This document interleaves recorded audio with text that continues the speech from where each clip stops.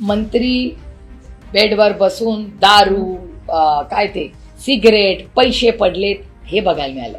अंधश्रद्धा निर्मूलनासाठी ज्या दाभोळकरांनी उभं आयुष्य त्यांचं लढत राहिले तेवढी त्यांची हत्या झाली.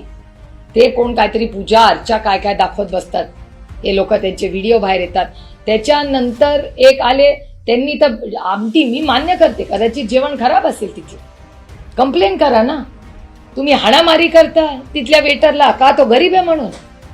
अरे हिम्मत असेल ना आपल्यापेक्षा ताकदवरशी लढायला शिका. आपल्यापेक्षा जर गरीब आहे कष्टकरी, माझा ड्रायव्हरला बिचारा मार खाईल ना, काय करेल बिचारा. ही संस्कृती आहे मराठी. अरे आपले संस्कार काय सांगतात, जो आपल्यापेक्षा वीक आहे त्याला ताकदवर करा. आणि लढायची ताकद असेल ना, छत्रपतींचं नाव घ्यायचं असेल तर स्वतःपेक्षा ताकदवराला तुमची ऐट दाखवा. गरीबाला काय मारता तुम्ही, हे संस्कार आहे त्यांचे. त्याच्यानंतर परवा झालेली मारामारी आणि सगळं तुम्ही बघितलंय काय झालंय. माननीय मुख्यमंत्र्यांनी कबूल केलं की त्यांच्याकडून पहिला झाला, त्यांच्या पक्षाच्या व्यक्तींनी पहिला हल्ला केलाय. मी म्हणत नाहीये, तुमच्या चॅनलवर माननीय मुख्यमंत्र्यांनी आणि त्या स्पीकरनी कबुली केली. मी कोणावर आरोप करायला इथे बसलेले नाहीये, पण वेदना होतात. फार कष्ट करून विश्वासाने आम्ही निवडून येतो, लोकांना शब्द देतो आम्ही, याच्यासाठी निवडून आले त्यांना.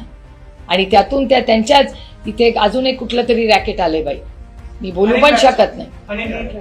मला बोलायची इच्छा नाही त्या हनी ट्रॅप बद्दल. अहो बातम्या आपण कशाला बघतो, आपल्या मुलांना आपण म्हणतो रोज बातम्या बघा, संस्कार होतील, जनरल नॉलेज वाढेल. कुठल्या हनी ट्रॅप मधून कसलं जनरल नॉलेज होणार आहे. हे असे हे सरकार आणि याच्यावर होणारे आरोप. माझी विनम्र विनंती आहे माननीय महाराष्ट्राच्या मुख्यमंत्र्याला, बास, उबग आलाय आम्हाला, उबग.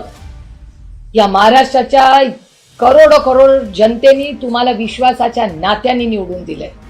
काय त्या बहिणींना न्याय देणार आहे तुम्ही.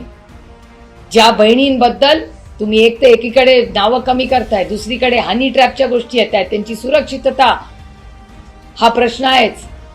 आणि तिच्या ज्या कुंकवासाठी तुम्ही हे करताय, तोच कुंकू त्याचा अपमान पत्ते खेळून तुमचा मंत्री करतोय.